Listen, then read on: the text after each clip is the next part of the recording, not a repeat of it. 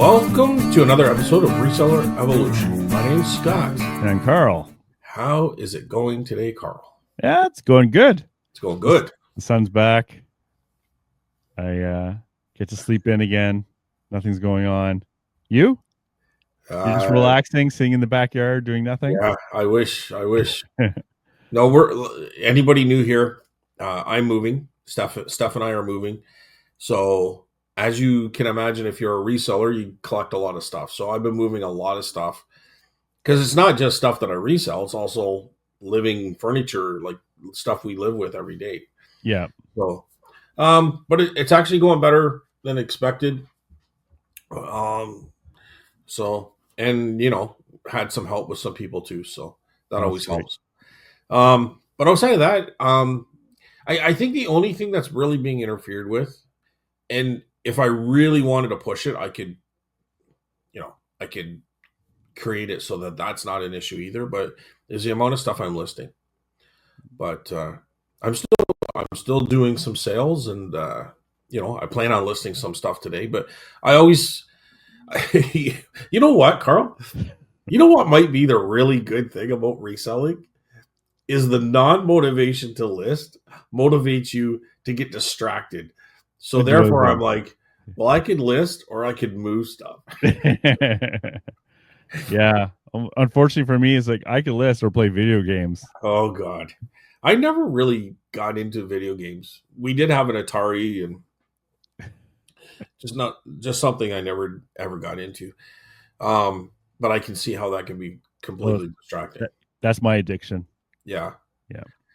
I can sit there for hours. Well, that you need a channel. Well, it'd probably be a lot more popular than reselling, to be honest. Yeah. All the video game channels are huge. Even the small ones get big if you consistently do it, it seems. Yeah. No, but everything else is going good. Yep. Just it is what it is. Luckily, the booth is doing very well still. Had a good weekend. How was your weekend, Carl? How was your weekend at your store? It was okay. Yeah. I think it's 260, 270. So that's fine. That's good. That's you can do that every Sunday. You'd be laughing. I need a bit more, to be honest, because that's still like $3 or $4 an hour, believe it or not. 260. Yeah, it was about 260. So by the time you take out the rent, so that's 68. So how much are you paying rent? 68 a week. 68 a week. Oh, yeah. You doubled it up. Yeah. Oh. Okay. So the funny thing is, when I do my accounting and I look back when I first started with the half the booth, I was making about the same. Mm-hmm. Like that's how hard it is to make up rents, right? Yeah. I had a friend of mine come by a few times now, Tatiana, not from YouTube, another Tatiana, and because she wants to get a cabin outside. A cabin outside, they're pretty busy because it's considered cheaper outside, right?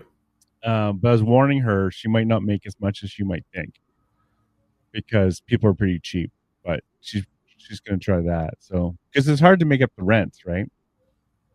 Yeah, well, it all depends on your motivation. Like I know there's a lady who her stuff is cheap. Even if it's too expensive for me to that I feel that I should be paying for it to make a buck, which I have bought stuff out of her booth and flipped for good money, good profit. It's still cheaper than a lot of things. And in fact, it gets where I used to hear complaints because people complain that they would buy her stuff over theirs because she's under marketing. You know what I mean? She's lowering, which I can kind of understand, but to me, it's a fair market, man. You do what you got to do, right? Exactly. Right. If she's paying $10 and selling it for $12, she ain't gonna last long. So she's got to be getting it cheap, right? Yeah. But she has a good eye too, so she buys stuff that people like. So I don't know. I don't know. It is what it is. Sometimes I do think that they could mark it up a little bit more, or they're overpaying. So it depends what camp you're in. You know what I mean? I try to watch what I pay and try to get as much as I can, but be willing to take to take the deal. So yeah, I find like I did that this weekend with some magazines I've had forever. These big music magazines. Yeah. And I was asking $4 each, and I had, I don't know, 12 or 14 of them. And the guy said, "How much for all of them?" I just said 20 because I just wanted them gone. I had them since the beginning. No one even looks at them. They take up lots of room. Yeah. I'll get my money back plus like $5 or something silly. Yeah. And so I gave them a good deal because I just want, like, it's like I hadn't seen any interest. So it's like they're gone. So some stuff like that I don't mind, right? I've even been letting stuff go that had minimal value that I'm like, we're like, we took a bunch of stuff to the thrift store, Goodwill. And it was like, would I pick this again? And if I wouldn't pick it and I've been hanging on to it for years, why not just let it go? That's a great point. You know what I mean? Yeah. Like, why pay extra for storage? Even though it's only going to be a couple months, I might have to find more storage. I might have to get another locker. You know what I mean? If I kept everything. It's costing you by sitting there. Yeah. So, and I kind of had a conversation with Adam about this. We had a brief, he came over and helped me move a little bit of stuff. So anyway, like, I think you grow as a picker, and, I like to have inventory. I like as much stuff as I can, but it has to be good stuff. And even though I was getting good stuff when I first started, I was also getting a lot of crap. You know what I mean? Like, because I would pick so much stuff, and I would pick projects. No, I am going to stay away from projects like the plague. Yeah. You know what I mean? Oh, I'm with you. So anything that creates resistance to listing is a big danger for me. Some people might see it as a challenge, but for me, it means there's a lot less chance it's going to get listed. Yeah. And, I did have a little bit of different strategy too. Like, I used to have the strategy when I go to auctions, or if I get a storage unit, I can also have a yard sale and get rid of a lot of stuff. Dude, I haven't found time to do yard sales and stuff like that. Like, I always do it, but it has to be on a Saturday. So would I rather go out and pick, or what I actually been doing is setting up the yard sale, and Steph or my son or both of them together have been looking after it, which then I, like, when Steph does it, I'm like, you look after it, we'll split it 50-50. You know what I mean? Whatever you get. So I'm still not making what I expected to make. You know what I mean? Well, you don't really run yard sales to make a lot of money usually. There are some professional yard sales around here, but well, that's not really what I'm saying though. I'm not I'm doing it because it's free money. And I've never had a yard sale weekend, like, because sometimes it does include Friday, Saturday. I've never had it where it's been under. I don't think we've ever had it where it's been under $500-600. Yeah. So to do that for a few hours on a Saturday, to me, is making money. Yeah. If it's stuff that you basically collected for free, and some of the stuff that sells boggles my mind. But all the work that's involved, hauling this stuff, finding storage for it, and then you make $600. Well, Steph's going to get 50% of that, which I don't care because I'm not doing anything other than setting it up. But you still have to find place to store it. You're moving things around. It's in the way. It's in your head because you can only have one or two yard sales. So it's sitting there for 6, 8, 10 months of the year. You know what I mean? Yeah. So those are the kind of things that kind of like, I don't know if this is really worth it. I'd rather have clear space. If I get a good, like, toy soldier or the trains, or I get a really good picks of a lot of stuff, I want that space. I want to be able to freely bring stuff in and not feel forced. Maybe I should get a storage unit or anything like that. So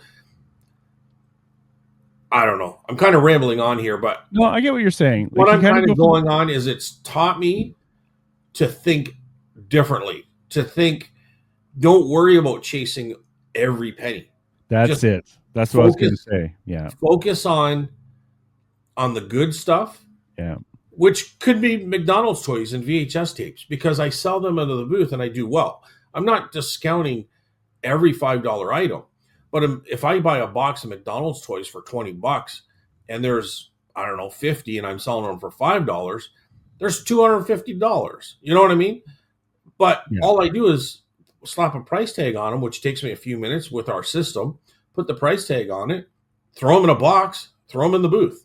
They're not like I don't have to look this up or repair this one or you know what I mean? Like or well, this one's not going to sell, this one will sell. I'm going to have to take this bunch to Goodwill. No, I just slap a price tag on them. They're good. They're McDonald's toys in the bag. You find them every now and then in big boxes. I did sell a few of those, by the way. Yeah. Enough to pay I for sell the box. Almost every week I'm selling. Well, every week I'm totally selling. Almost every day I'm selling a couple. You know, but the funny thing is, I find it's like horror DVDs, because I only sell the horror ones. But horror DVDs and VHS tapes. You put $5 on them, but somebody will come by and buy 5, sometimes 10 or 3. You know what I mean? So it's not a $5 sale. It's usually a $15 sale, and they take up no room. I toss them in a tote, slide them under the table where nothing else is really going to sell under that table except for that kind of stuff. You know what I mean? So I'm not excluding that stuff, because that stuff is basically kind of free after a couple buys, like hats, everything, like stuff like that, very collectible. So I'm not discarding that. That to me, that's little nuggets of gold too. But I'm really going to focus, especially on the eBay side of things, very non-project, very tight. And if I start losing inventory, say a year from now, I'm like, holy cow, I can't get over, then I'll readjust. Maybe I have to start doing projects or something.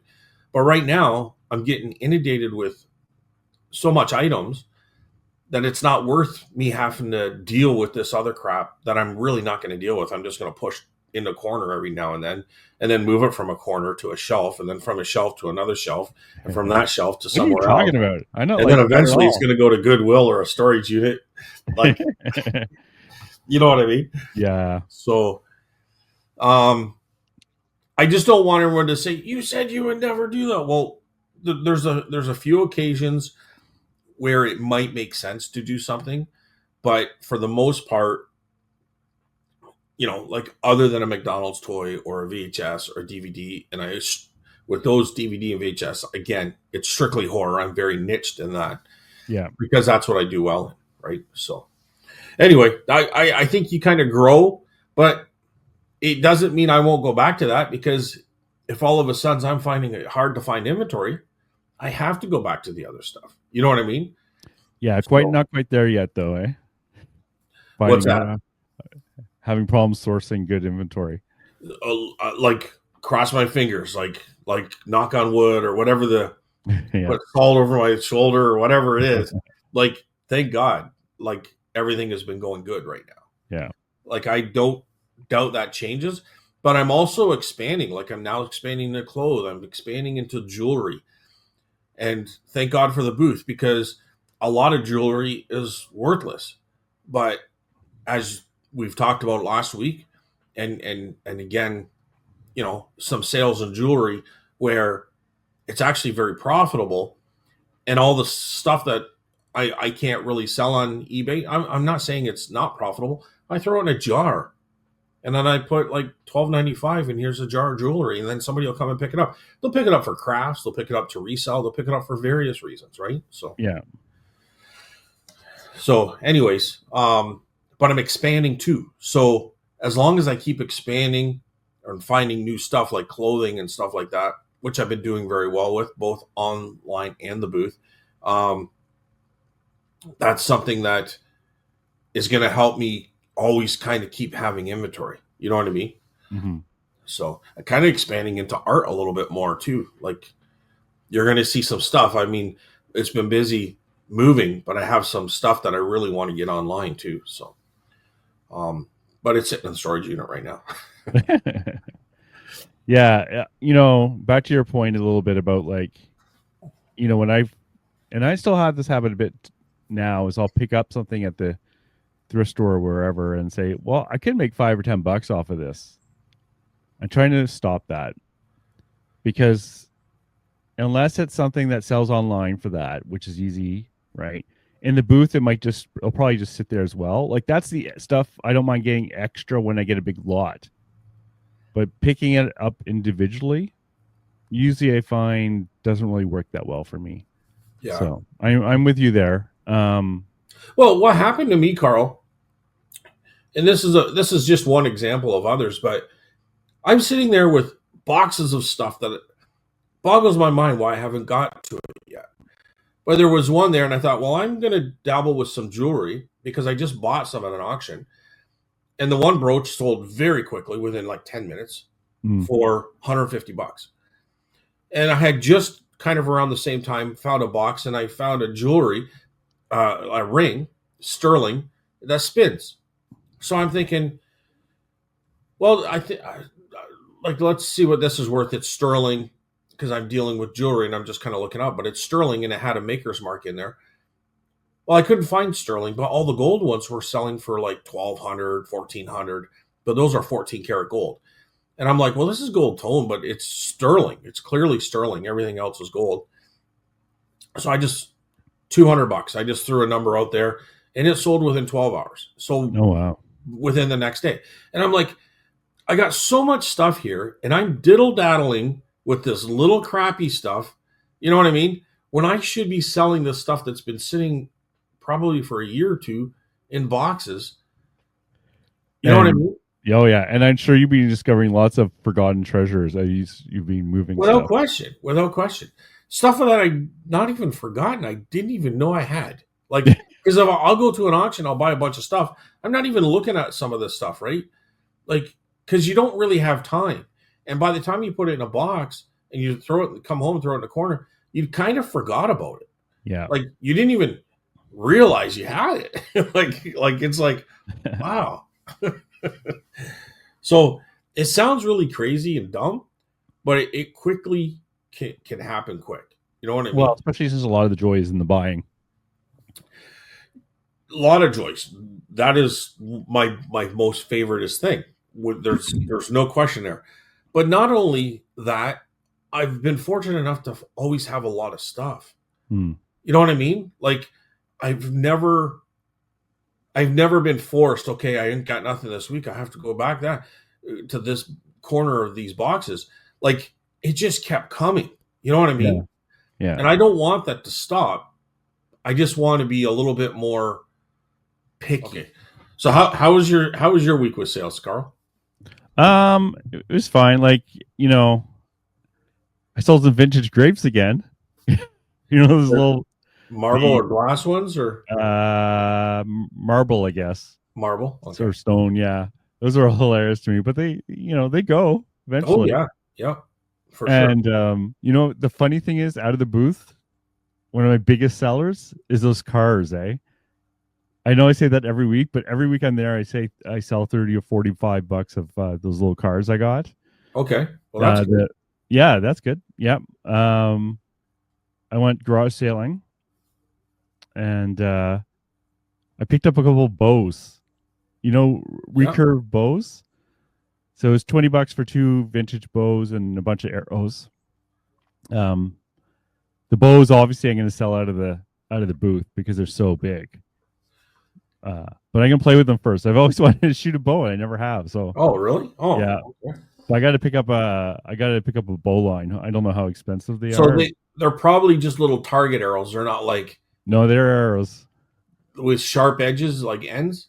Oh, they're not for hunting. No, they're probably target arrows. Yeah. Oh, okay. But the bows are damn real. Like. Oh yeah. Oh, they go through you. Those target arrows. Oh yeah, this will go through you. Yeah. No misfiring with this, right? Yeah. They're from 1970 exactly because I could look them up, and there's only 1 year they had these little guide arrows on them. But yeah, it's fun for $20. I couldn't say no, right? Yeah. I picked up a nice nativity set. It's resin, but it's actually a high quality one.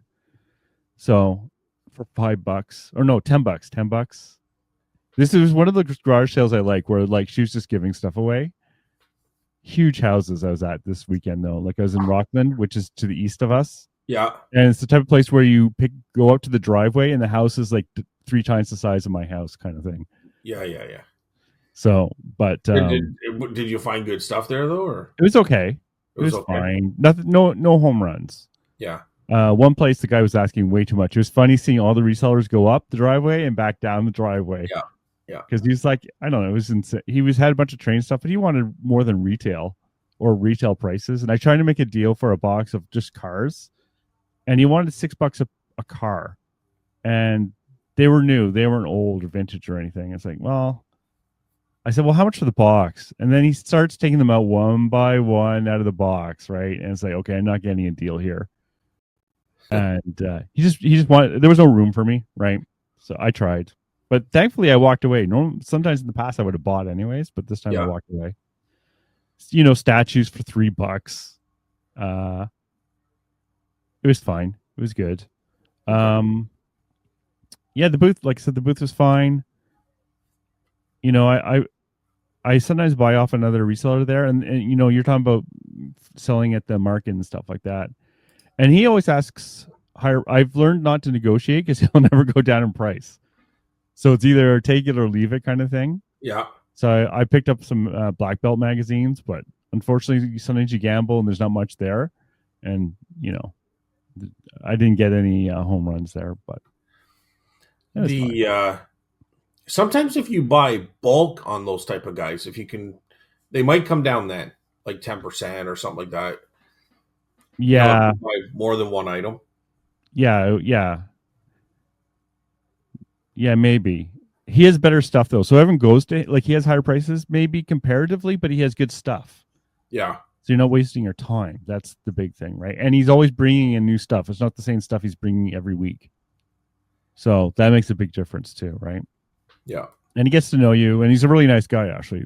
That's kind of good too. Sometimes I'll just go and talk to him. So, yeah. I don't know. Yeah, that was basically my week. Like, it was, same old, same old. Same old, same old. I sold a cool plane out of the booth for $50 that I picked up for $5 at the garage sale. So a plane for woodworking or a plane that like flying? Flying. But you just reminded me, yeah, like a plane, like a tin metal plane, only from like 2006. Okay. But it was pretty big, so that was a nice flip. I picked up a whole bunch of really old tools. Okay. I picked up 9 of them, and I think I paid $40, and they're all wood and rusty, right? That's like $5 a piece or something. $5 a piece, yeah. And then I took them to the tool guy at the market. He says, that's garbage, that garbage. Yeah. He says, oh, this plane here, I'll give you a plane just like it. You can sell it. Wood planes are really tough. I think sometimes if it's in good shape, I think the Stanley chisels can do okay. There's a few screwdrivers. What's that? None of this was marked. All these were like the guy said, the guy's about my age, and he said this was all my grandfather's stuff. Yeah. So everything was at least 80 years old, I would say. Yeah. And there's a lot out there. That's the problem too, there's right? A lot out there. Yeah. Like people aren't using like levels and stuff like that for woodworking unless it's like the higher end, really nice, good shape stuff. What they're using them for is like decor. You know what I mean? Yeah. Like people might make shelves or ledges out of them. That kind of stuff. So I asked the tool guy, and there's a couple of pieces he says are worth like 30 or 35. Some sharpening implements. Okay. So I'll break even plus maybe 50%. Yeah. If I'm lucky. Which isn't too bad still. Yeah, this is just one of those things. I just felt like buying it and seeing what it was and learning a bit. So what you could do too is you could lot the other stuff up and put like 10 or $15 on it. They still might sell, right? Because people might use them for decor purposes. I'll put them in a funny spot and just leave them there. Like, but bundle them. You know what I mean? Because a woman might come along and buy them for like, because they're very creative with that kind of stuff. Yeah. So they might make into a planter, or they might make it into a shelf or something. Like they'll do something with them, right? So right. So I wouldn't just chuck them. Like I don't even know what you're talking about exactly, like what you have, but the old wood blocks with the rusty bits stuck to them. Like you're talking planes. Yeah, but there's a bunch of old other rusty tools too. Like those big saws that they used to cut down trees where you have two guys and one's like yeah. It's from that age. Yeah, no, I understand what you're Yeah, saying. right. There's many different types of tools, so I wasn't sure exactly what you got. If you get a draw knife and it's in good, probably even rusted would still get you $10. But if you, or like somebody would buy it, but if you get a nice draw knife, those things can bring in good money. Like Oh you're yeah. looking 40, $50 and sometimes more, right? Um, so I don't know if you got one of those in there. No, it's all just not little knives or anything like that. It's like, oh, one thing is a label scraper, which isn't worth very much, maybe $5 or $10. The guy he was saying. So when they used to get the crates in with goods, Yeah. they would reuse the crate just like we reuse boxes, right? Yeah. And there was a specialty tool to remove the label off the wooden box. Oh, wow. It's kind of weird, eh? But he knew what it was. It's like, oh, I would never have guessed it was for that. So Now we want the labels on the box. yeah, on the old ones, yeah. Who knows how much money this tool has removed Yeah, in exactly. valuable antiques. Yeah. Um, no, that sounds like it was all right then. Like, It was fine. and you learn too, right? Like you That was learn. part of it too. Yeah. Yeah. Like I So, kind of knew some of it was no good. Like, would you ever pick up those huge, like, lumberman saws, like the ones I'm talking about? uh, they got Like, to yeah, be like maybe $10 or less. I might grab one, right. but for the most part, no. They hang around for a long time and they're Yeah. dangerous as hell, Yeah. right? Oh, I Like they're caught myself on the stupid toolbox. so I what got I myself do is good too. I put you know the packing tape we use? Mm, I will put that along the edge of the blade. So you can still see through it, but it provides a little protection. You know what I mean? yeah. So Yeah. they have to take that off, but they hang around. Now they have to be in really good condition. They have to have the wooden handles on each end, and people will buy them like $60. You know what I mean? Right. I don't know what they're doing with them. Probably decor. Maybe they'll paint something on them. I think I think those are something that maybe do better in auctions than they do in reality. You know what I mean? Like Yeah. I Yeah. want one of those because they don't know what the hell's going on. Because You he know? had a couple of those. It's like, I don't want them. They're way too big. Yeah, they're They're, huge. they're You're like, gonna cut you know, yourself. yeah, they're 5 feet, Yeah, 4 feet. Like they're long or even more, right? yeah, And it's just like I don't feel like dealing. I'll just get this little box of tools and be happy with this. But it's like I do see those occasionally, like you said, at auctions and other places. But yeah, it's like washer boards. It's like you yeah. see them all the 100%. time. Yeah, I yeah, saw one this exactly. even I didn't even ask this weekend because there's no advertising on it. And it's like Yeah, I just want if it says has good advertising on it now, not just a plain Acme washing board. Even then, it had to be cheap. yeah. But And and the people that have them think they're worth $1 billion, yeah, right? that's the other problem too. I don't I don't bother with them really. They're just too dangerous. Um I have though. I have bought them and sold them. So it's fine. I just it's not I'll pass them up most of the time. I don't know. Maybe now that you said it, I'm like, now I gotta buy one. But Yeah, it's a like you said, it's a pain in the ass, right? it's a pain. And all it has to do is fall on someone and get in trouble or something silly like that. Yeah. So, or some kid just starts playing with it, or who knows what, right? Well, I hang mine up sideways so it's hanging down straight, and I'll hang it up high and I'll screw it in such a way that they need a power drill to take it down. Oh wow, okay, Yeah, because I don't want people taking it down or knocking it down or anything like that. Like I don't screw into the thing. I'll put the screws in such a way that they're angled so that they hold it tight to the wall and stuff. right, like a picture frame that it's just hanging on the nail. Not Right. like that. No, Oh, no, not just hanging. Like so, maybe I'll put one in one teeth in between the teeth, and then on the other side I'll put another screw so that it's nice and tight. It's held in a couple places. okay. So there's So they no, can't pull it off. They yeah. can't. They need someone to come in and remove those screws to take it off. Oh, okay. So, which might be more of a deterrent in the purchase. I've always purchased them, but I just don't want it to fall on somebody or somebody to knock it down. What people do is they'll take stuff off a shelf and they'll just leave it. So maybe they can't hang it back up, so they'll leave it on the floor. Someone comes, falls, and cuts his arm off or something, and then that'll happen. And then so I always secure it, and it's just more of a liability than anything. Yeah. Oh man, there's something I'm about to say, and then poof, out of my head. Oh well, I'm sure it's highly important. Hate it when that happens. But so the booth seemed to have picked up then a little bit for the weekend compared to some of the other ones.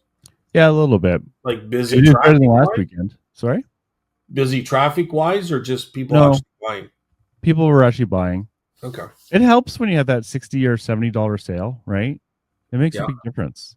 Oh yeah. I only need 5 of those, and I get at the amount. It was fine. It wasn't super busy. Like I said, with the desk, I can get work done. I can't even remember what the hell I was doing. Probably pricing stuff I brought in. But yeah, no, it was fine. Oh, man, it's gonna bug me what I was gonna say, but it'll come back to me later. Well, my sales have been lacking this week since last Wednesday on eBay. I sold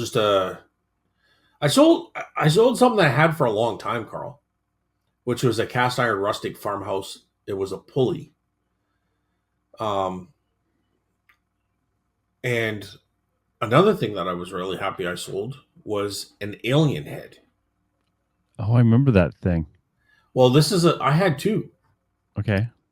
So what had happened was I went to an auction and I bought an alien head, and it was for candy to be put in. It's for a general store, right? Like a store would put it at the front, and it would have candy, and it would have alien pops on a sign, and there would be a plastic lid. Well, it came with 2 lids and 2 signs in one head.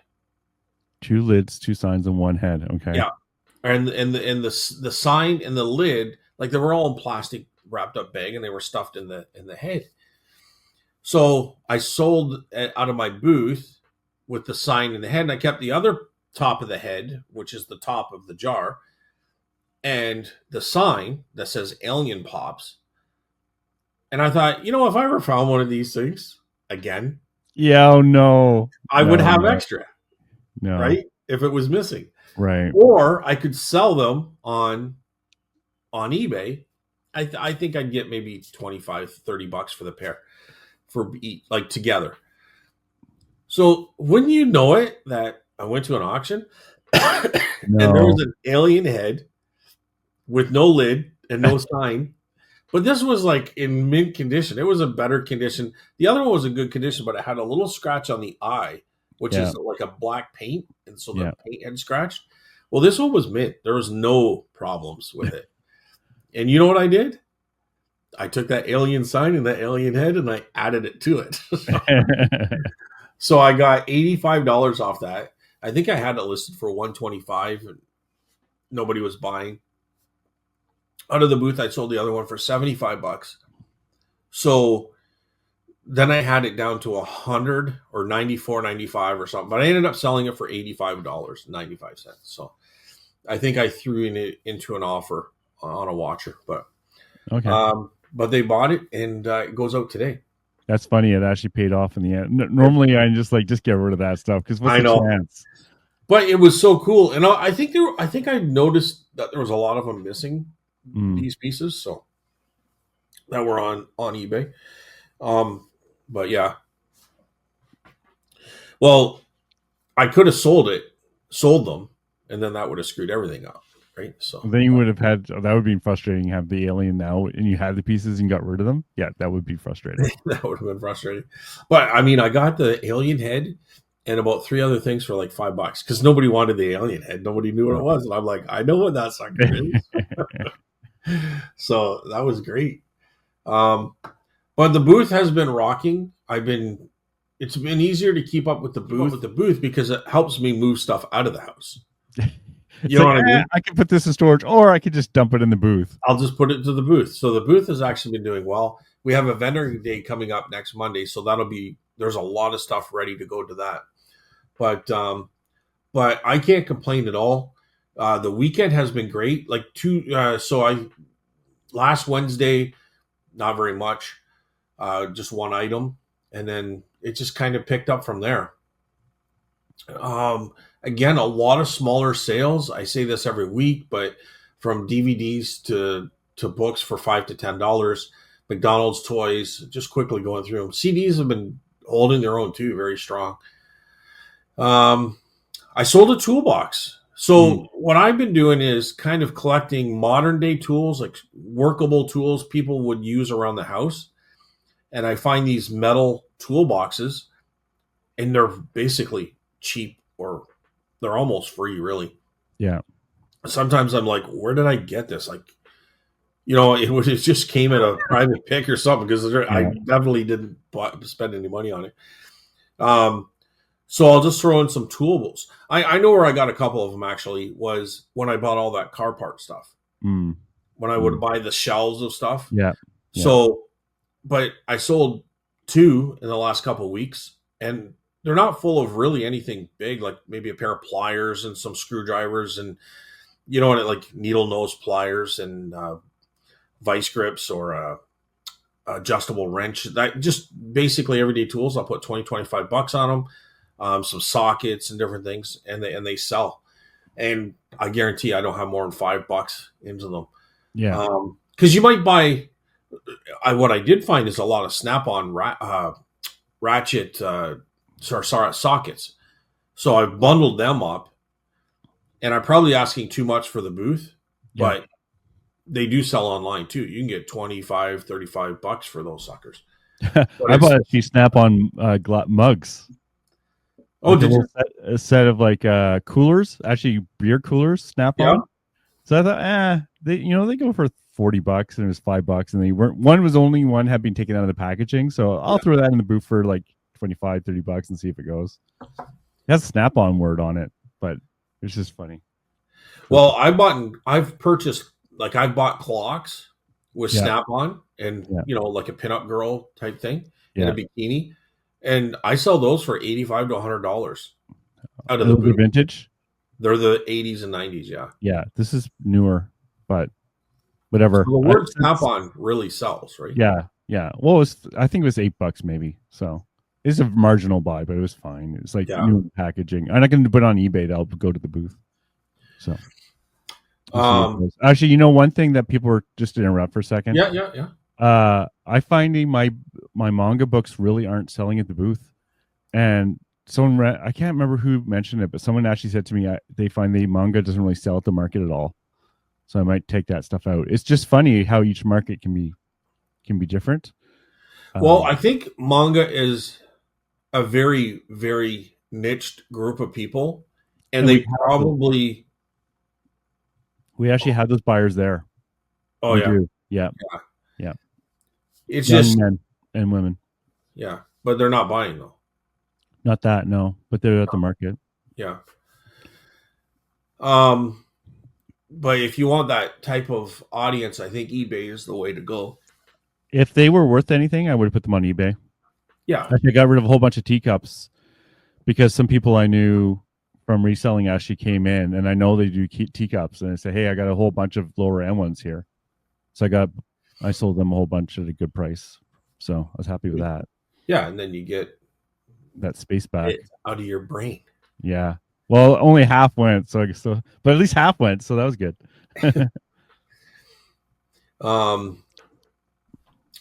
Yeah, so just a lot of smalls, a lot of stuff under $20.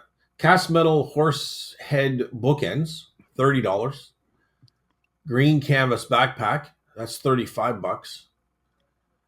Again, books, so many books, VHS, McDonald toy again.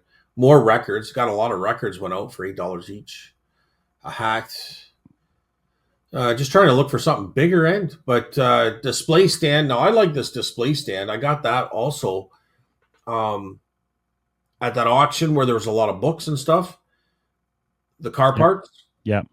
So that just I got $65 on a display stand. Oh, that was funny. That just reminded me. I got a Bombay after last week's Bolo. I actually got a display stand from Bombay, Yeah, rounded corner front thing, and it sells. I'm not going to sell it online, but it sells for like 200. Believe it or not, yeah, no, it's not even that high. It's like 2 feet maybe. yeah, But I just put it in the booth and try using as display unit. But I'm going to put a price on there, like 80 or $100 firm. And if it goes, then I'll be happy to take all the crap out of it. But until then, I'll use the display unit. But it's just funny that we talked about Bombay, and then I found that thing. I yeah. paid up. I paid $25 for that. So That's a good. Can't beat that. well, yeah, it was like for $25. Would I buy this to use? Yes. So stop being cheap, Carl. Just buy it. This display stand, I put a little bit of a higher price than I expected to get because I was using it to hold my beer bottle openers. Yeah. And I was selling them off this display stand. But I put a price on the display stand because it had some advertising on the top. Mm. And a Marvel figure for 40, a metal truck for 25, a Stanley Cup banner, which I'm only going to assume that it had to be the Edmonton Oilers, but I don't know. They're jumping the gun on this one, but I was going to say, did they win? Because I don't know. No, they're still playing. They're down 2-1 though. Oh. Anyway, yeah, just a lot of little stuff. It all came up. Probably Saturday, Sunday alone was over $600, just over $600. So can't complain about that. That's a decent weekend.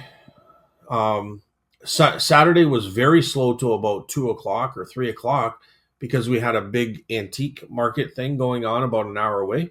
Mm-hmm. So that always makes for a slow Saturday. Yeah. So for it to bounce back in the afternoon and then strong Sunday was nice to see. So, but no big Ninja Turtle sells or anything this week. No. No. I picked up a Peanuts Mr. Peanut cookie jar, and unfortunately this one was damaged. Like it had some chipping on the front, or flake. I want to say chipping, flake, paint loss on the front, but significant enough. It was $2. Oh, okay. But they sell like $60 to $80 for this version of it. Yeah. But I don't like cookie jars. They sit there. But for $2, it's like, I got to take it, man. Yeah. So I sold a cookie jar too, now that you mentioned it. Green cookie jar. Oh, so this was like it was a replica of a depression glass, but it was a nice dark emerald green. So oh, yeah. I put $15 on it. Probably picked it up for a couple bucks at a yard sale.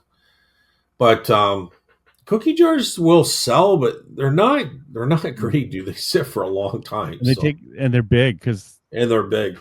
Need to hold cookies. So yeah.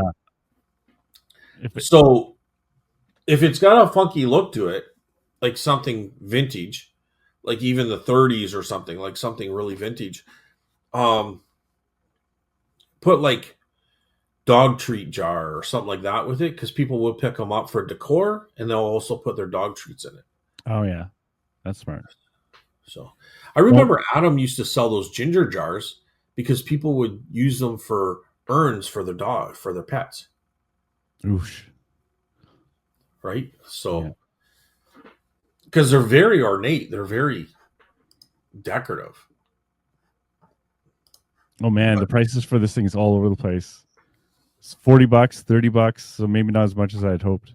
Up to $150. Who's going to get that? Who's going to pay you $150, buddy?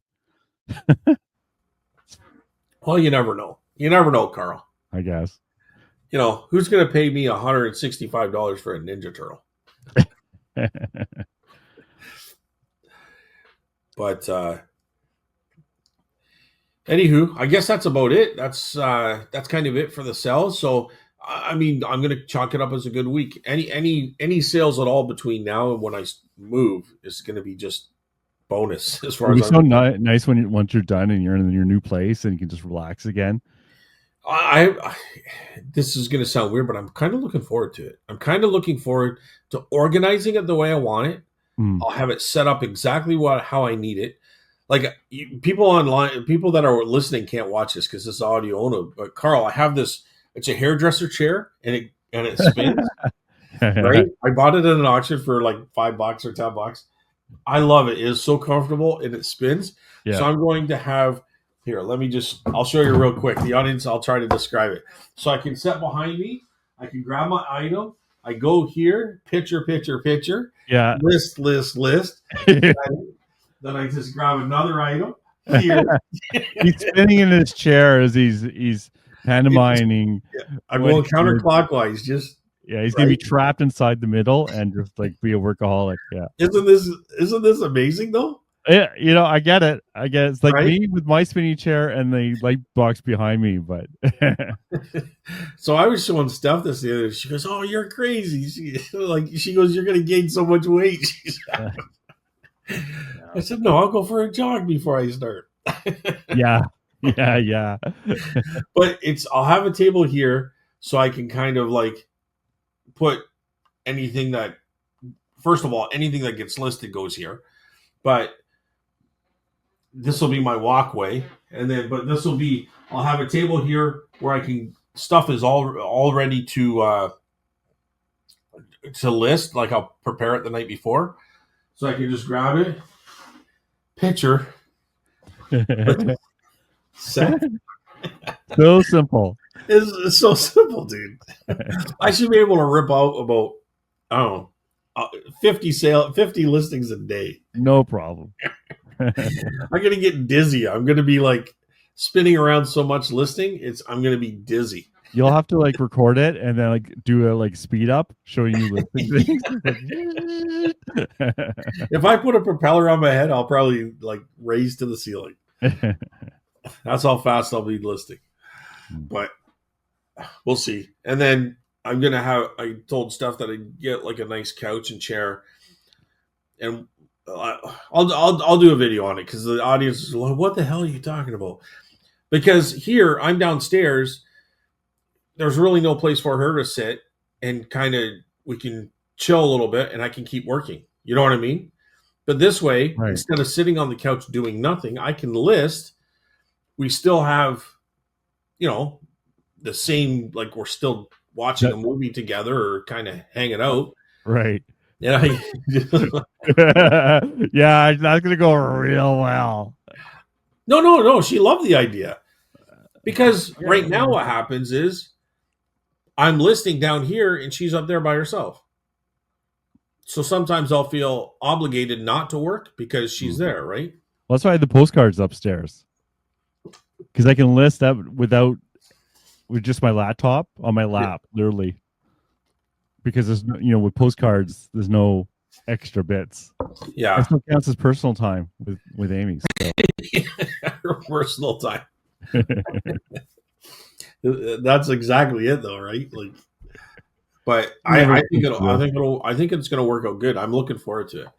I'll be able to. One thing I will be able to do is probably. I'm going to say this and then I'm going to counter it. Is do my toy soldiers, but at the same time, I don't want to just hammer out all my toy soldiers. I like to keep like 10 to 5 other things or 10 to 10 other things if possible. Just because they're so easy and they sell so well, I'd like to kind of thin them out and kind of spread those sales out a little bit as opposed to hammering a whole bunch at one time and then go through a drought with the other stuff. That I'm being sarcastic because I'm not droughting on the other stuff. The other stuff is selling pretty well too. I know what you're saying. You're saying it's nice to have some easy list stuff with the hard list stuff. Yeah, right. It makes kind of the time like I feel like I'm accomplishing stuff. You know what I mean? If you have to eat the salad, at least you have the chips over here, right? Or the hamburger too. Yeah. Exactly. I get it. But and then I'm not bombarded with a bunch of sales. Like I don't know. I say this and then I'm just, why did I even say that? Because they're so easy to ship too, right? Like paper, set, paper, tape the box shut, done. You know what I mean? Like I don't have to Frankenstein anything. I have an easy, I have these Hello Kitty cards I've been selling forever.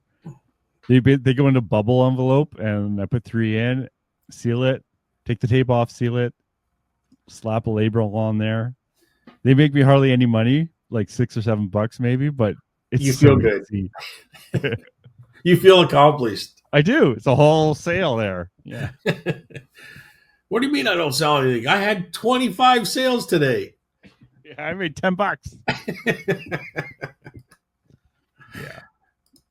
But yeah, so that's it. That's kind of where we're going with this.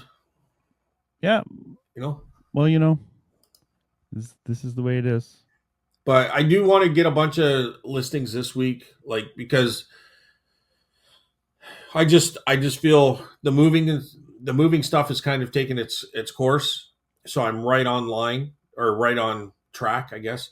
So I don't feel that's not a weight on me anymore. You know what I mean? As long as I can keep up. And now the weight's coming. Oh, you need to be listing more. So I'm comfortable where everything is right now, but I'm probably gonna have to put the store on vacation, because it's just gonna be dumb if I don't. You know what I mean? Because first of all, we're planning on getting internet on the Saturday. Oh God. But there's no guarantee. So I want to put the store on vacation. So if I put it on for Wednesday or Tuesday, and we do have an internet on the Saturday, am I committed to that vacation period on the Wednesday, or can I take it off? You can turn it off anytime you want. Okay. So if that's the case, I've never done it on vacation mode before. So the only issue is if you there's two types. There's vacation mode where you can't sell anything. Yeah. And there's vacation mode where they can still buy stuff. Yeah. But you don't have to ship it out. So if you picked that one, that'd be a problem, because then it would be like, okay, you said you're coming back Saturday or whatever. Well, I guess you were talking about ending it early, but if you need to extend it, then there's a problem, right? Yeah. So I'll probably put it to Wednesday, and then if I end it early, then if I have internet Saturday, I'll probably start right back up Sunday night or Monday morning, right? Yeah. It's the shipping and the printing of labels that's the issue, I think, really, with you don't want to get caught with that. Yeah. But I guess the worst case scenario, you could go to someone's house and just use their internet, or sit outside McDonald's with a little power pack. And in my Dymo printer and everything. Yeah, just sit there in the car, in the truck. Did you get that tent? You can put it in the back of the tent and just hang out in the tent and print off McDonald's free Wi-Fi. Well, Steph's right, and she really didn't want to go camping. I thought it'd be a good reason to go camping. But so what we're going to end up doing is we don't have to be out of here probably to whenever. So we'll probably check out at 11. We can stay here. We can shower on the Friday, and then we can hand the keys over sometime during the Friday. So she goes, that makes more sense. We'll have a blow up mattress instead of in a tent. Unfortunately, we'll be under the roof. But it's that old joke, Carl.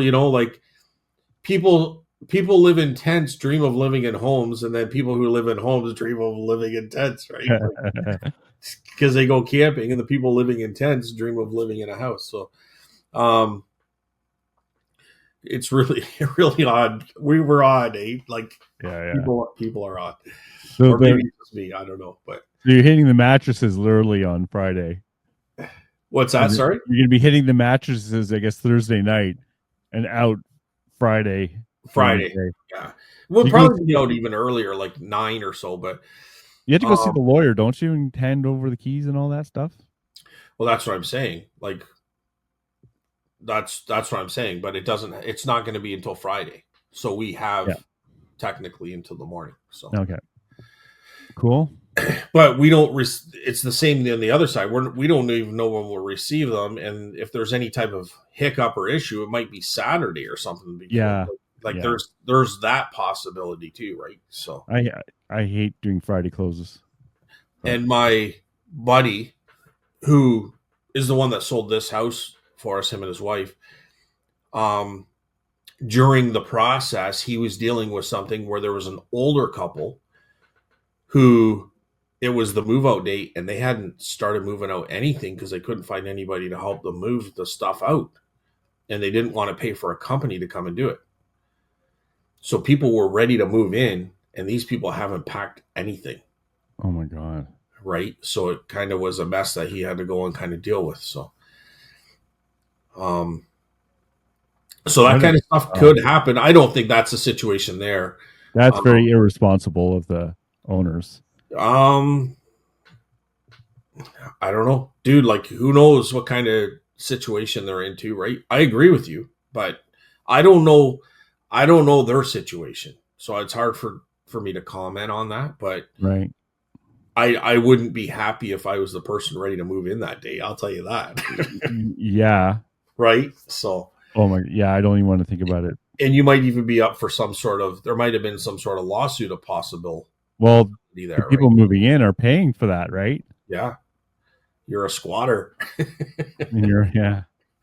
Oh God. I'm glad I'm not doing any of that stuff anymore. I didn't like it. Yeah.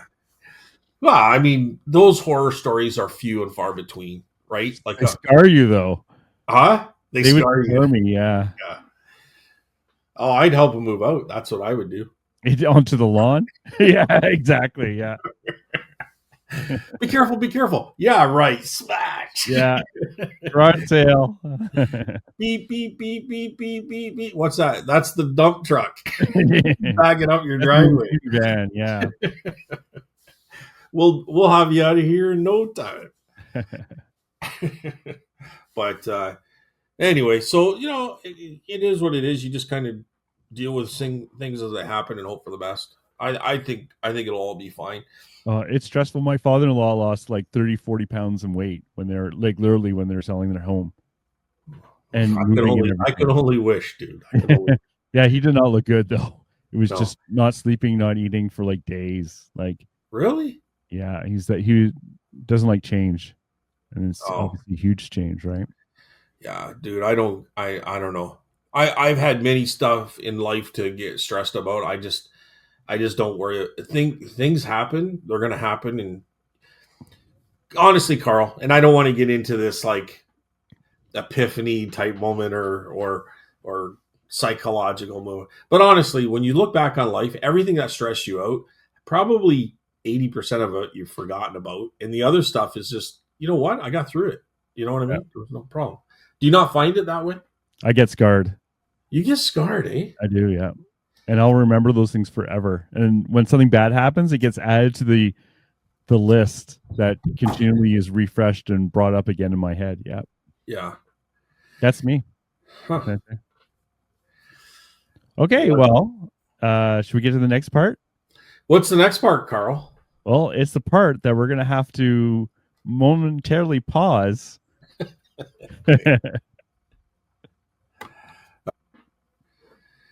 So, Carl, what time is it now? Bolo of the week. Bolo of the week. All right. Well, who wants to go first? You can go first. I can go first. All right. Well, I was going to say another bolo, but I'll leave that for next week. So, and it's a really good one. Hit the subscriber button. Don't forget to tell a friend. Got Mr. D's Sherman over here. Yeah. But the reason I've changed what I was going to say is because you said something, and I'm like, actually, that's a pretty good bolo. And the bolo is, and you can sell these out of a booth. You can sell them online.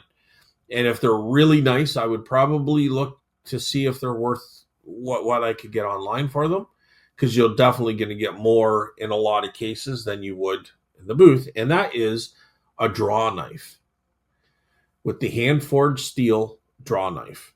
And if they have the wooden handles and they're old, some people will put new, like they'll modify the handles. They'll make probably because the handles do dry out or sometimes they break off. Yeah. But what's that? I got one of these on the weekend. It's one in the toolbox. Well, that's what you want. That's what I said to you earlier. Is like if you have a draw knife, you get your money back on those. Yeah, the handle's broken. You'll still make money on it because people will buy them and they'll put their own handle on it because they're woodworkers, Carl.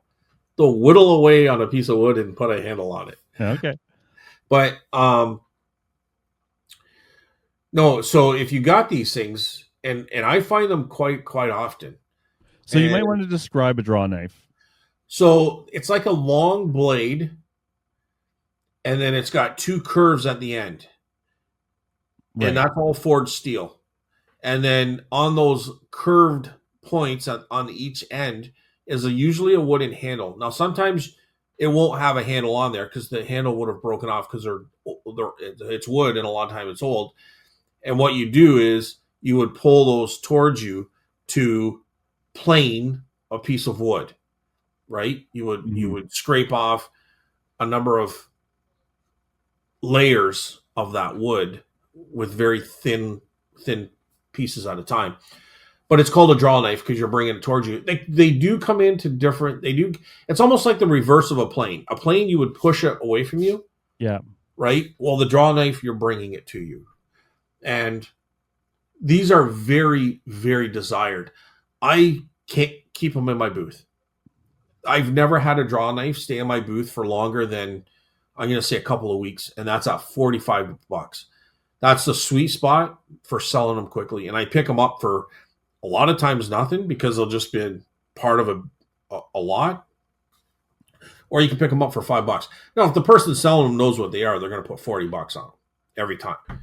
But a lot of times you just don't know what they are. And even a rusted one, you might still get $10 out of it because somebody will just grind all that rust off. They'll clean it up, right? But you want top dollar on the clean ones. Some of them, can get up to $60 to $100. I find $45 out of the booth is my sweet spot, and I don't have to package or anything. So, different shapes and sizes. Some are long, some are shorter. Some are straight, some are curved.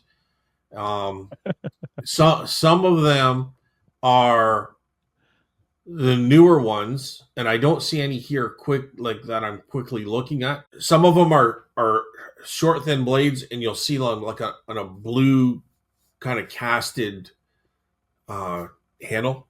I don't see anything here, but I've sold those as well. But anyways, yeah, a draw knife, and there you go. Cool. Well, that's convenient for me, because that's the one I thought. I was thinking of a curved blade thing, but yeah, draw knife because you draw it towards yourself. Yeah, That's cool. yeah. Okay. So this one I borrowed from Two Dogs Digs, and I see these damn things all the time. Is Kodak carousels for looking at slides. I see them at the thrift stores all the time. Now, there's a couple of the brands I'm looking at, the 4,000 model numbers, 4,400 to 4,600. Believe it or not, these sell for like 100, 150, $200. Now, that being said, they're not small, and they probably take a lot of testing. But you will find these things, and it's up to people if they want to deal with them. I have not. I didn't really actually realize they're worth this much. If I knew they're worth 150 to $200, I would have picked them up. I'd probably only pick them up though if they look clean and with their box and looks like they have most of the bits and pieces. You might even see these at estate sales or garage sales, but you definitely will find them at thrift stores. I have seen these things. I have, without a word of a lie, Carl, 4 in my storage unit right now. There you go. And that's like $800 or $600. 3 of them are in the box. Nice. Yeah.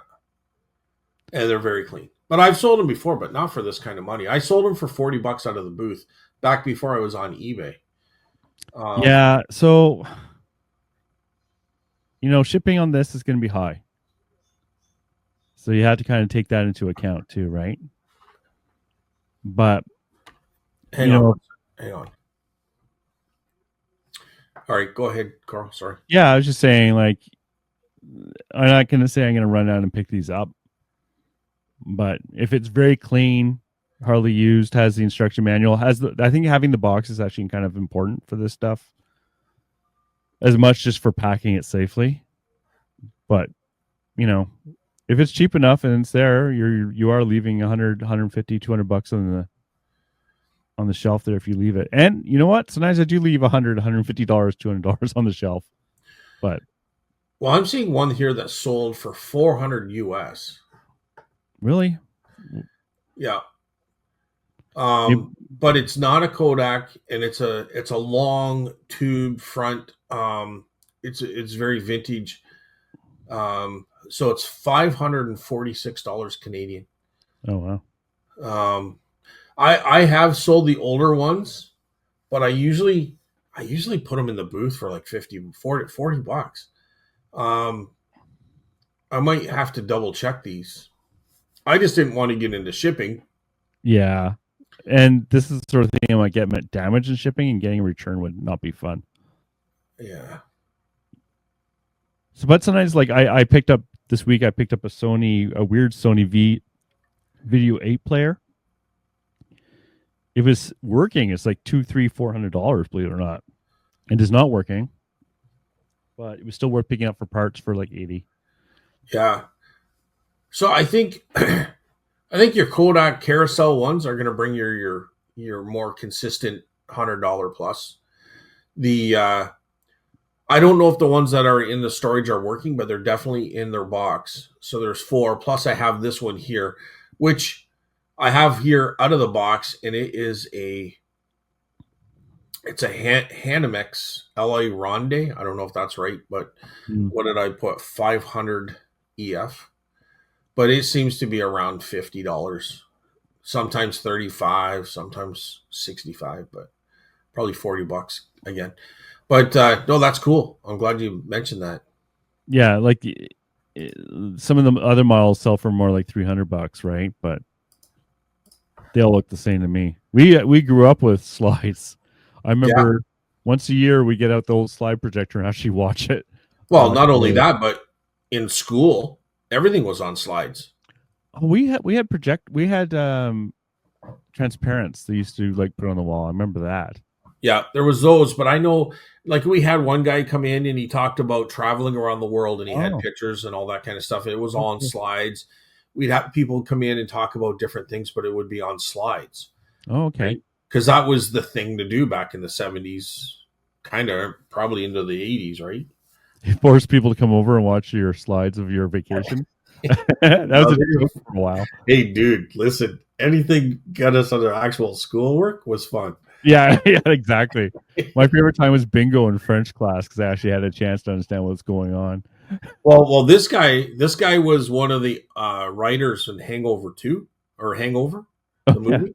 So so his was all about. No, I'm just kidding. This is us in Vegas. This is us in Thailand. Okay, I totally was just running along with it. I believed you. And I'm like, yeah. This is us with the strippers and the fountain with the tiger. Well, it was Simcoe. And then the teacher, I don't know. She was gone. She was on break while this guy was showing us his trip. She's probably like drinking in the back. 10-year-old students learning about Thailand. Oh my God. And Vegas. Anywho, that's our bolos for the week. Thank you, Tina, for stressing me out every week. Yep. Anything you want to add to that before we get to the last bit? No, my mind just went in the gutter, Carl. Yeah, Scott's gone off the way. He's a little tired today, I think. But no, that's it. Those are good bolos, and I can't wait till I come across the collection of that guy's trip at a yard sale. You got any slides? Oh man! Hey, you know what? Like Adam, when he was selling, he loved getting slides. He would mention. I love getting slides too. Yeah. Slides. What I'll do is cherry pick them and put them in a box forever, and then put the ones that I didn't want in a plastic bag, and then I'll put them in the booth for like $10-$20 depending on how many I have in there, and they'll sell. Yeah, you never know how long. Slides. What's that? Something like that might take a while. Like I had tin types, and I finally sold a few this weekend. So yeah, they were. I think I don't know. The slides sold relatively quickly, to be honest. Oh, good. I sold a stereo view, the old ones. Finally, one to a guy for $2. Yeah. Woo! He took one of my business cards though. Only 5,622 business cards to go. Yeah. I talked to Chris from across from me. He bought, I don't know, whatever you get in lots, 500, 1,000. He said he's given out like half of them or something like that. That's pretty good. If you're proactive. Yep. Yep. It's not like it costs you anything. Not really. No.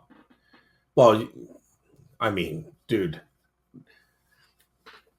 like one phone call is gonna Pay times that by 1,000. Yeah. You know what I mean? Like the cost of the card. Yeah, they're so Vistaprint and stuff like that is so cheap. Yeah.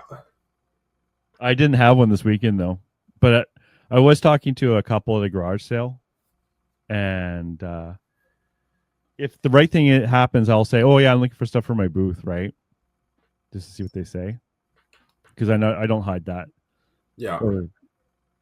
And oh yeah, it turned out it wasn't a good one, but it's like, oh, I should give you my business card because they were wanting to get rid of a whole bunch of stuff, and I didn't have any. It's like, oh, I really should have them in my wallet. I don't know. I thought I did, but anyways, it probably was not a good place because they're talking about like they're selling their stuff at a commission store, which probably means they cared enough about their stuff to cherry pick it out and stuff like that. So it actually wouldn't have been a good contact, but just getting the habit. I'm doing my Instagram though every week.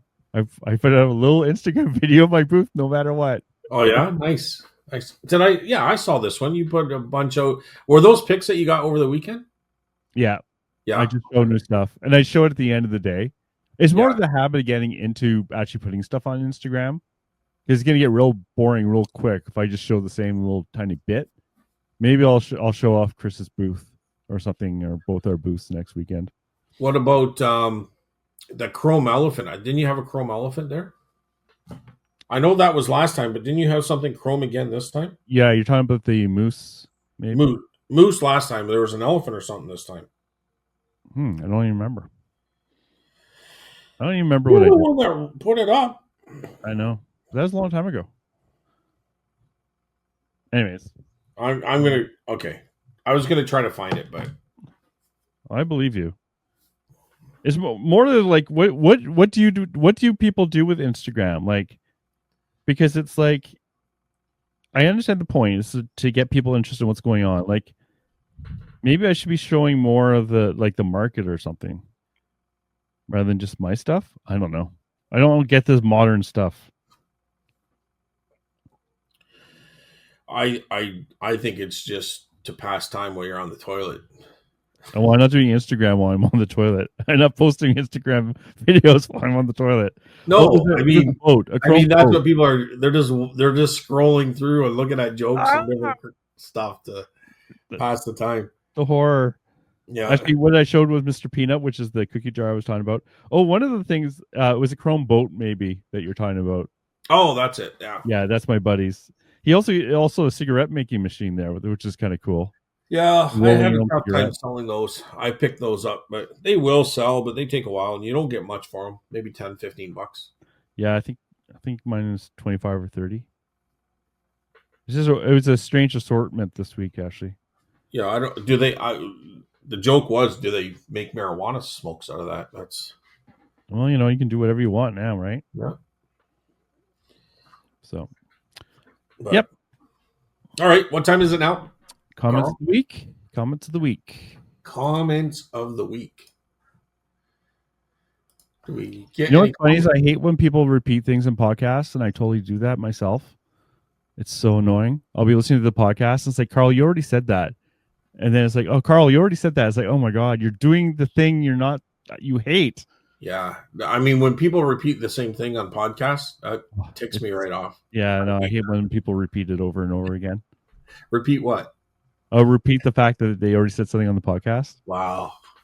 Did we just go there, Carl? Yeah, we did. All right. What do we got here, bud? How about you start this week? All right. Well, we're going to start on Spotify. Got 2 comments. Tina Mack and Adam Wakefield are our commenters. This week is much better. Sun for 2 community yard sales tomorrow. My claim for broken item was approved. Oh, good. nice. And sales are improving. Very good. Just gets better and better here. Every line, every little sentence I get to. Yeah. The big one was I won $5 million on. No, I'm just kidding. I wish. My big one was I got a PS4 for $5 at a yard sale. What? Nice. I always pack my stuff well, so I was surprised the item was broken, but the seller sent me great photos of the broken item to submit. Good luck with the move and packing, Scott. Well, thank you very much, Tina. I'm kind of surprised that you got money for that. For the claim for the broken item. I must admit I never bothered it. Because I have a $300 broken item here. I'm going to mail it out. And... Wow. I never even thought of that. I'm going to mail it out when they get it. I'm going to say, look. Oh, my God. I sent it to Adam across the street and it broke on the way. Well, sorry. Here's my claim. You're the guy. You're the reason our insurance is so high. Go to the yard sale. You know, I was going to ask $500, but it's broken, so I'll sell it for $10. I'll buy it. I know a way to get that back. But totally kidding. Canada Post on the list. Because I use UPS for that. No, I'm just kidding. Anyway, well, very good. Good for. It looks like everything's going well. Sunshine. Yep. You know, $5 PS4. What's that? Yeah, $5 for a PS4 and it works. And it works. Yes, it works. No, awesome, Tina Mac. Thanks for the comment and glad to see the sun shining through the clouds. Yeah, Sal said he ran into Tina at the garage sales on the weekend. So. Oh, wow. Great. So the next one, Adam Wakefield. What do you guys think would be the biggest anti-bolos right now? That's a good, question. Because that's a whole show on its own. It is, but we'll try and get 5 minutes or 2 minutes out of this. So there is things like that. Like one argument is actually Funko Pops, but ironically, I've been selling Funko Pops, so they're having one last swing at the bat for me. Yeah. What has gone down a lot that used to be hot? Teacups have come down a bit, but I will still pick those up. But I've heard a lot of people saying teacup sales have gone really slow after a bump off the bottom that they had a while ago. What about you? Is there anything that, like ones that used to be good and no longer is good, that you should avoid? Yeah, you know what? It's funny because I found a whole bunch as I was cleaning out here that I would never buy those again. But they used to do like I think military stuff, unless it's like it's kind of tough because military stuff for me used to sell very well across the board. Yeah, Serge likes military stuff. But I'm finding unless it's like the really good rare stuff or the real, like if it's anything in the $15-$20 range, you almost can't give that stuff away. Oh, really? So like I'm finding it. That's what I'm finding. So people might find other things. You might find it differently. You know, I was thinking another good example of like anti-bolos is the stuff that sucker in new people. So yeah, one of the things that I found was video games. I think a lot of the games have come down. I don't really. I think the consoles are kind of holding their own in some cases. I think they've come down a little bit, but I think video games. That being said, I know that there's a lot out there that are rare or desired, like Silent Hill and stuff like that. But I still think I think a lot of the games have come down in desire, so therefore the values. I think magazines is one that I used to really like, and I think a lot of those have come down. Like Popular Mechanics have just crashed. Like I can't sell them out of the booth, but I couldn't keep them in the booth at one time. So I think they've come down. I love magazines. They're so easy for me to list and sell and ship, but yeah, I just think there's a lot out there now. So I think those are something. Again, it's maybe that's one that I'll try to think about during the week, because I Yeah, know there was a bunch that I'm like, wow, I should have sold it when it was good, that kind of thing. yeah, yeah. Um, No, me too. I'm gonna try to think of it during the week because there are some so things that caught us in the past, like like we've said before, that happens to a lot of the resellers. Eventually, is the market shifts and they don't shift with it, and they're like nothing sells anymore while they're trying to sell the old crap that no one actually wants anymore. But I've only been doing this for 5 years, so I don't like maybe postcards a little bit, but I don't know. probably. I know one that I don't know if it was ever a Bolo collectible plates. Yeah, I don't know if that was ever a Bolo, but it's coming. But I think that's a great question, and I think I don't mean to like put you in limbo, Adam, on purpose, but I think that's something we'll have to answer more next week and really think about, because there's definitely stuff there. And anybody in the audience, any listener, want to put a comment in on what they feel? That would be interesting too, because that's actually a very interesting question. yeah. What's an anti-bolo? Yeah, Yeah. So cool. All right, you got him. over to YouTube. So we got them from Randy. 2 comments from Randy. So, hey guys, YouTube ate my comments last week. Oh no, we thought we fixed that. Huh. Okay. That sucks. My store has been closed since Victoria Day, but kind of regret that decision. I hate uncertainty. Yeah, me too. But my store is open. Like a lot of the issues seem to have disappeared. So, or they're not an issue right now for me. Sales were great April and May. Now the summer slowdown is coming. Christmas 2024 all over again. I think Carl should do a joke of the week. That's the joke. No joke. Thanks for another fun podcast, Randy.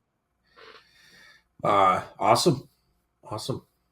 Yeah, hopefully it won't be Christmas 2024 all over again. I haven't heard much about the strike, but I'm trying to avoid news a little bit, to be honest. So he's saying sales were great April and May. Yep. A lot of people are finding that to be tough months. So to push through that, awesome, very good. Glad to hear that, Randy. Summer slowdown. Yeah. Well, you know what? Here's what I'm going to say. Time to gear up for Q4. You're getting in early, are you? I'm going to start early. Before anyone else tells you, we're telling you Q4 is on the way. Get as much as you can. Don't want to miss it out. Yeah. Get ready for Q4 starting now. But I don't even know what Q we're in. Are we in Q2? I think we're in Q2. And Carl, what's your joke of the week? There's no joke of the week. And thanks for another fine pat. Okay, so well, he had another one here. Spelling errors are a great way to source on eBay. That was your little tip there, Carl. Yeah, we were talking about that last week. Yeah. I haven't looked in a long time, but I wish we could source from eBay. I find with the shipping, it's a little better maybe in Canada, but a lot of sellers on eBay for Canada still haven't put lower shippings on their listings. So, if you're searching for things that have spelling errors, like, would you purposely spell the item wrong? Like, what would you do to find that?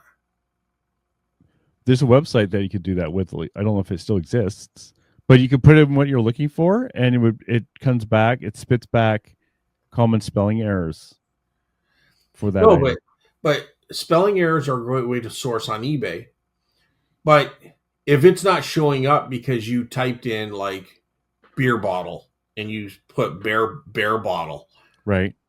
Like, to find that item that didn't show up under beer bottle, do you have to type in bear bottle? Yeah, and that's what this website can do. It'll spit back common spelling errors and show listings for that. I don't know if it still exists because I haven't. What is it? Thick thumbs or something? I should be careful what I'm telling people to look up. Well, okay, so that was my question then. You have to type in the way that person had spelt it wrong in order to find it. True, but the website gives you the suggestions, right? Okay, fat fingers. I was close. Fat fingers. Fat fingers. But okay, so But that's how you have to do it. You have to type in the way it was spelled incorrectly. No, you type in like, so I'm typing in portrait miniature. No. On eBay. On eBay. Like, okay, so say you want portrait miniature and someone put fortress miniature by mistake, or like they spelt it incorrectly. Do you have to spell it the way they spelt it incorrectly in order to find it on eBay? Yes. Okay. All right. And let's see if it worked. I don't know if it worked.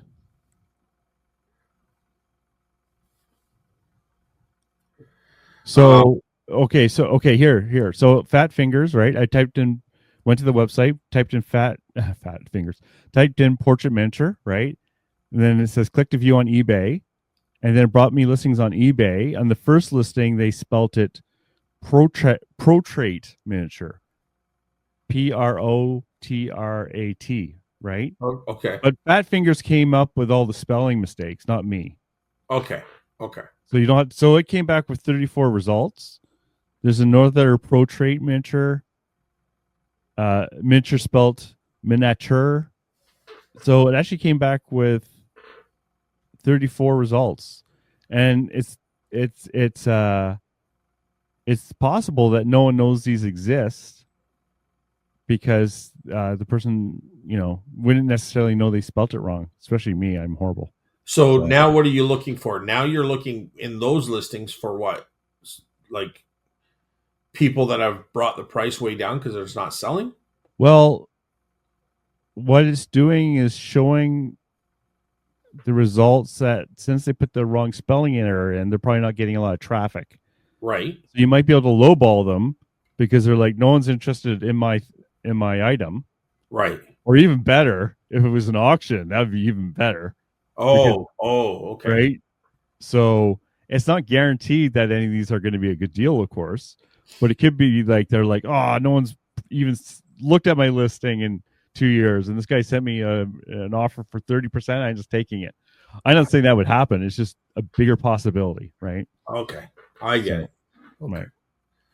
Right. The seller may be more negotiable because you are the first to show interest because no one else has found their listing due to a misspelled word. Example, misspell Gretzky, and see what happens.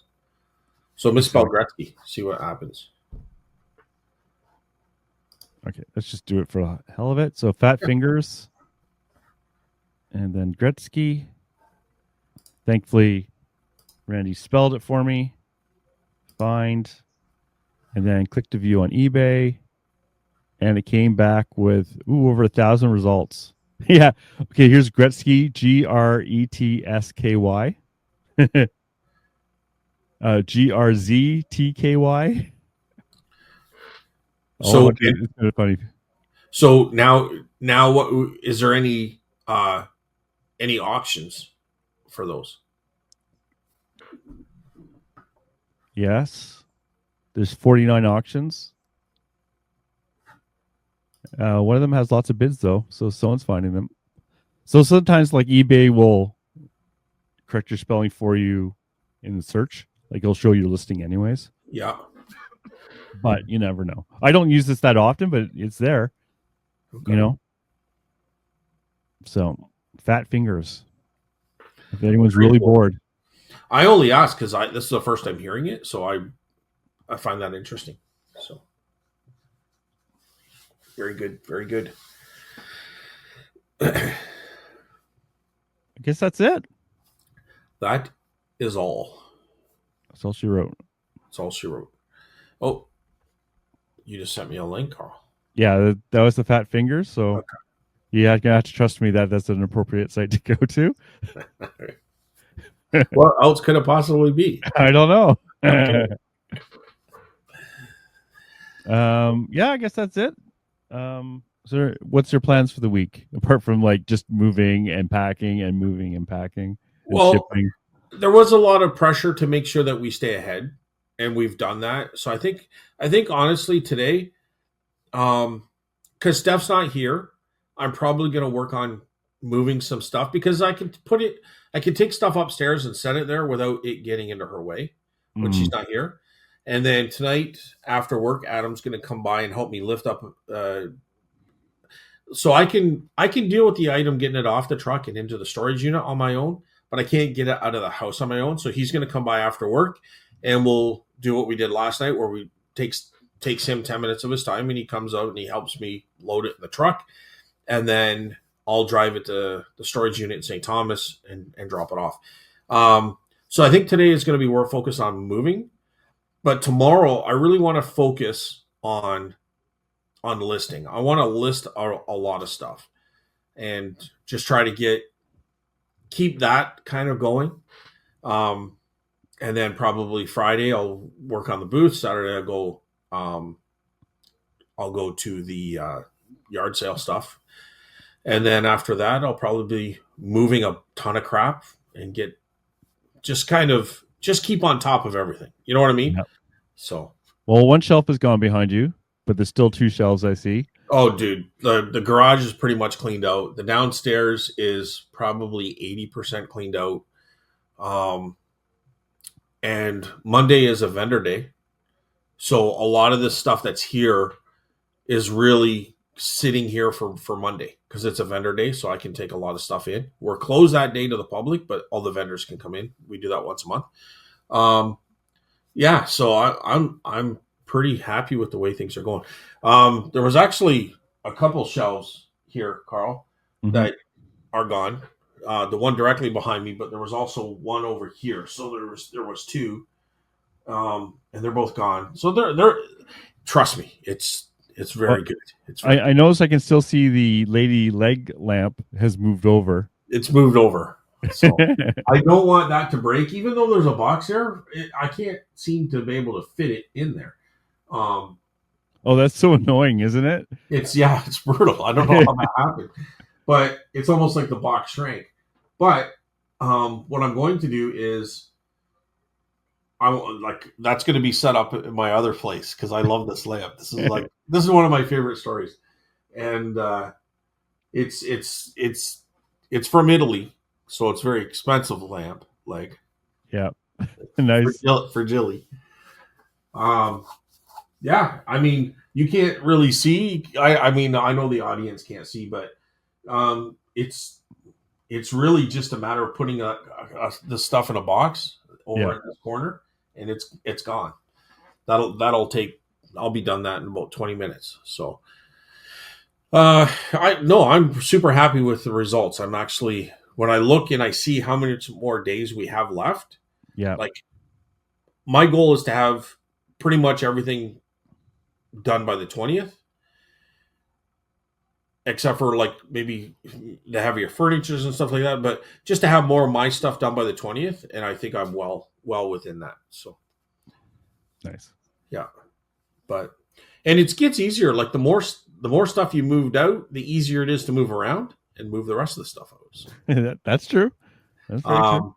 I won't say where it is, but one of my most favorite yard sales is coming up this weekend. So I'm looking forward to that. I have to go to that. That's a yearly thing. That's kind of my goal this week. That's kind of it. What about you? Yeah, I'm not sure. I think there might be one more yard sale. It looks like there isn't a few community ones for a while. But I'm not sure. I haven't looked yet for this Saturday. No, just keep on trucking. Things are a little weird this week, I must admit. So, no big plans. Let me put it that way. I don't know.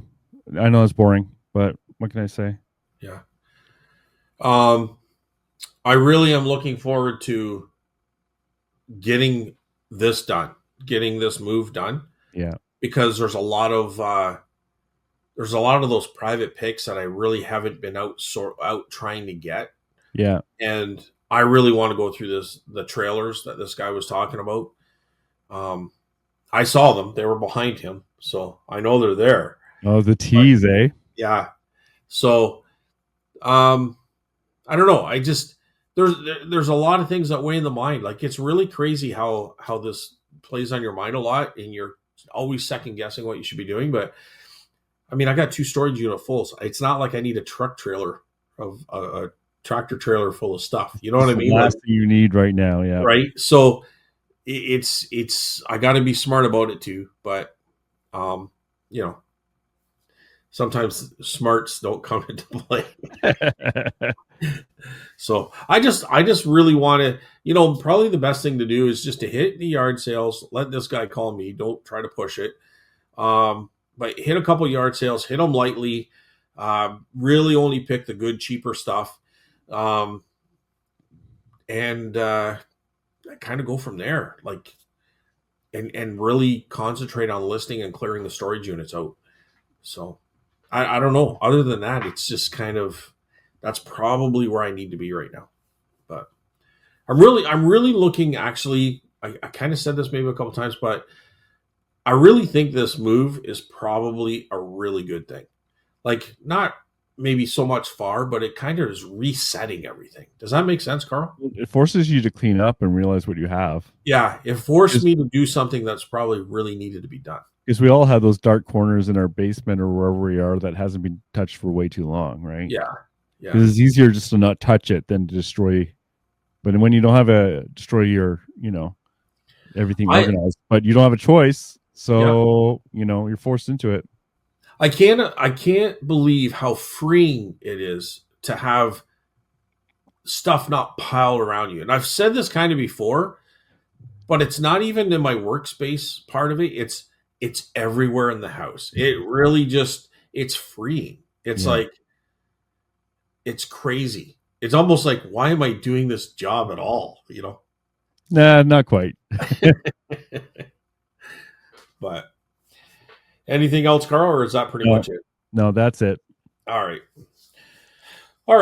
Well, we'll close her off there. Everybody, thanks for coming out. Hit the subscriber button. Hit the comment or leave a comment. Tell a friend. All that good stuff. And I don't know. We're on Spotify every Friday. We're on YouTube every Friday. Audio only. And have a good week, everyone. Carl, you have a great week. Selling lots. Bye, everyone.